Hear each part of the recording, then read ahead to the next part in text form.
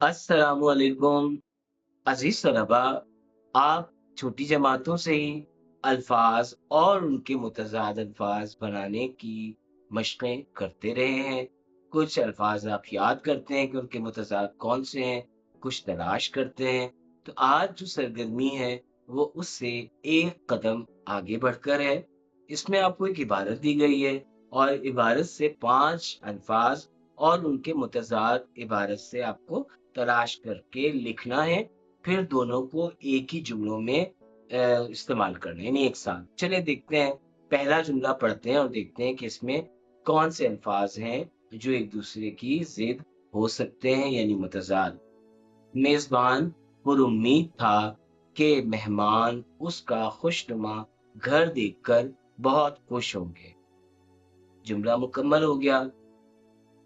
आप देखिए इसमें हैं, 2 अल्फ़ाज़ ऐसे हैं जो कि बिल्कुल एक-दूसरे के मुतज़ाद हैं। क्या आपने ढूँढ लिए? पुरुम्मीद, तो पहले जुमले में तो इसका मुतज़ाद नहीं है। खुशनुमा, नहीं, इसका भी मुतज़ाद पहले जुमले में नहीं है। खुश, नहीं, इसका भी मुतज़ाद पहले जुमले में नहीं है। हाँ, मेज़बान और मेहमान ये दोनों एक-दूसरे के मुतज़ाद हैं। मेज़बान होस्ट और मेहमान गेस्ट। चलें तो पहले इनको यहाँ लिख लेते हैं। मेज़बान और इसका मुतज़ाद मेहमान।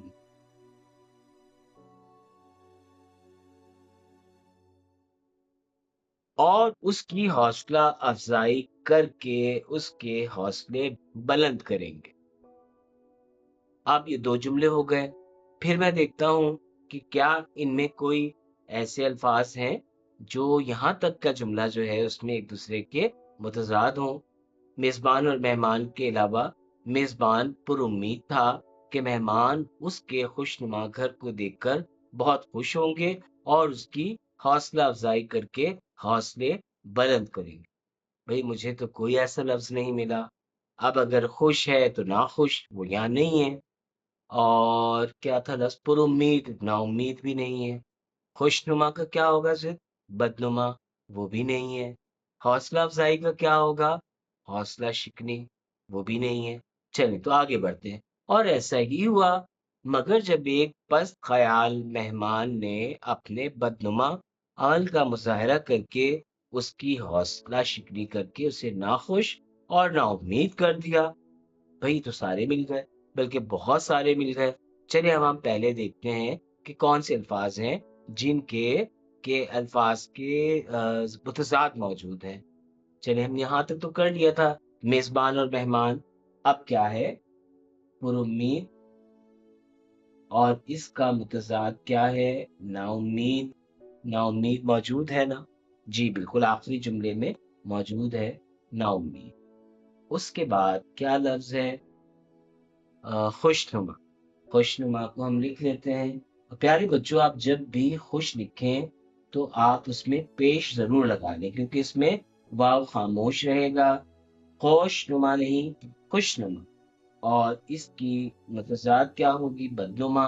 तो बदनुमा है यहाँ पर? जी बिल्कुल है, बदनुमा भी है। तो हम क्या करेंगे कि हम बदनुमा लिख लेंगे और बदनुमा में भी हम नून पर पेश लगा देंगे। उसके बाद अमल का मुज़ाहरा करके उसकी हौसला शिकनी। अब क्या है? नहीं, नहीं एक और लफ्ज़ रह गया। हाँ भाई बुलंद। बुलंद का क्या है? पस्त। बुलंद माने ऊँचा और पस्त माने नीचा। अच्छा, ये भी आ गया। अब आखिरी अल्फ़ाज़ हैं हौसला अफ़ज़ाई यानी एनकरेज करना और इसकी ज़िद हौसला शिकनी यानी डिस्करेज करना। शिकन माने तोड़ना, हौसला तोड़ना, ये भी हो सकता है। ठीक है इसके माने। अब हमने सारे अल्फाज और उनके मुतज़ाद तलाश कर लिए। ठीक है, अब हम क्या करेंगे कि हम इन्हें एक साथ जुमलों में इस्तेमाल करेंगे। पहला जो हमारा मुरक्कब है यानी मुतज़ाद मुरक्कब यानी ऐसे दो अल्फाज का मजमुआ जो एक दूसरे के मुतज़ाद हैं, वो है मेहमान और मेज़बान। چلیے اس کا تو بہت آسان ہے. میزبان نے مہمان کی خاطر تواضع کی. اب آپ دیکھیں کہ خاطر تواضع دونوں لفظ کیا ہیں؟ یہ ہیں مترادف. جیسے وہاں متضاد تھے تو یہاں پر مترادف مرکبات ہیں. میزبان نے مہمان کی خاطر تواضع کی. یہ چھوٹا سا جملہ ہو گیا.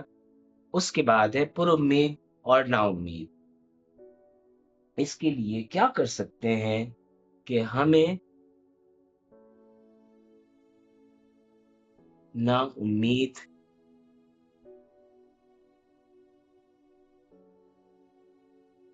لوگوں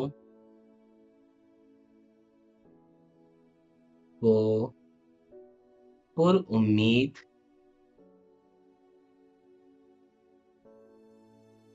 بنانے کی کوشش کرنی چاہیے. کیسے کر سکتے ہیں کوشش؟ ان کا حوصلہ بڑھائیں. ٹھیک ہے، انہیں کہیں کہ آپ تو یہ کام کر سکتے ہیں، آپ مایوس کیوں ہوتے ہیں؟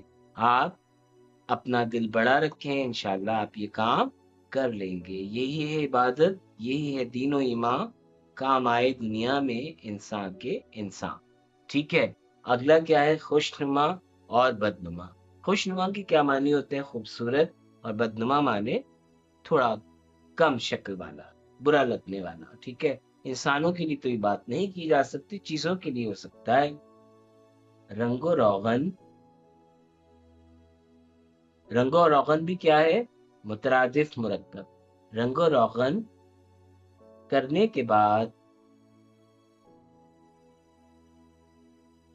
بدنما دکھائی دینے والی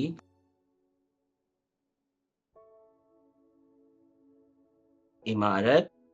ہاں مکمل کر لیا نا آپ نے. عمارت خوشنما ہو گئی. یہ بھی مکمل ہو گیا. تھوڑا سا جملہ باہر گیا، ہم نے ختمہ لگا دیا. آخری ہے بلند اور پست. ٹھیک ہے. ہمیں اپنے خیالات بلند رکھنے چاہیے. یعنی ہمارے خیال اچھے ہوں گے تو عمل بھی اچھا ہوگا. تو ہمارے اگر خیالات ہی پست ہوں گے یعنی خراب ہوں گے تو پھر ہمارے اعمال بھی خراب ہوں گے. اور پست خیالات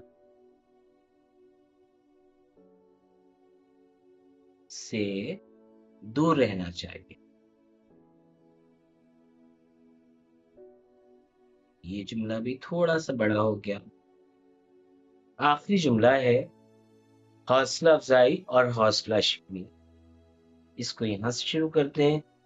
کسی کی حوصلہ شکنی